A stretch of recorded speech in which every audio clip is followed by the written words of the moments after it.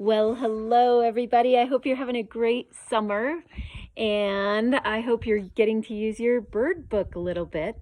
I just wanted to make a video to help you learn to use it better because it's just really fun to know what birds you're looking at and to learn about them. So first of all, in the beginning of your book is this part with all this writing. And it would be really great to have your parents read through this with you. I'm going to tell you some really exciting things that are in here. First of all, it has a little map of a bird. It shows you how to identify all the different parts, because when we get into the later part of identifying birds, we need to know what a crest is and what the eye ring is and where the wing bar is and things like that. And this little map of the bird will help you. There's also something that tells you what you should notice about a bird. First of all, what it's eating, how it perches, how it flutters its wings when it flies. Also, just the colors of it. It'll teach you how to identify which colors, are the most dominant colors and all that. So definitely read through that with your parents. It also has something about nests, and you have a whole box or a bag in there in your box about building a nest. So you might read this part because it'll give you some clues about how birds build nests, which might help you build your nest. The next part I want to show you is how to actually use this guide. And today I thought of it because I saw two birds that I did not know the names of, and I wanted to check and see what birds they were. So I got out my book and I used them to figure it out.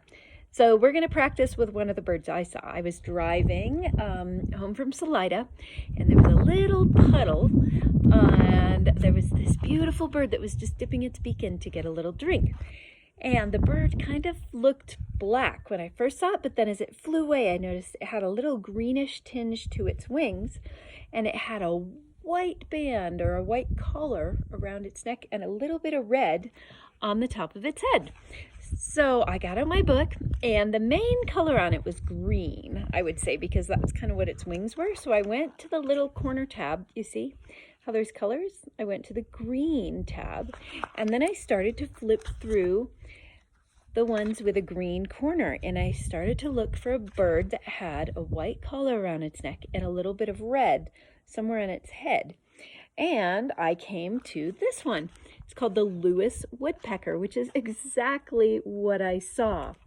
Now, it's cool to know the name about them, but this book also has a lot of information that teaches you about them. It tells you how many eggs they lay. It tells you what other birds look similar, so that maybe you can check and see if maybe you saw a bird that looked just like it. And then there's something way at the bottom that is my favorite thing. It's called Stan's Notes. And it tells you some little things that you might find interesting about the bird, maybe how it uses its beak to crack nuts or where it builds its nest, things like that. So that's a really interesting part of it. Then when I got home, I was eating lunch and I looked out the window and I saw another really cool bird.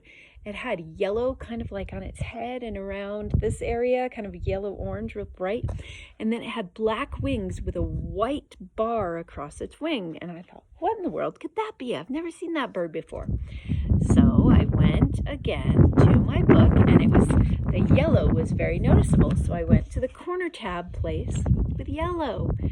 And then I started to flip through each of these pictures of the birds, and you notice this one has a different picture for the male and the female, because sometimes birds of the same species will look different if they're a boy or girl. So I flipped through, and I came to the bird that I'm pretty sure it was, which is a western tanager. This bird right here. It was sitting right outside the dining room table.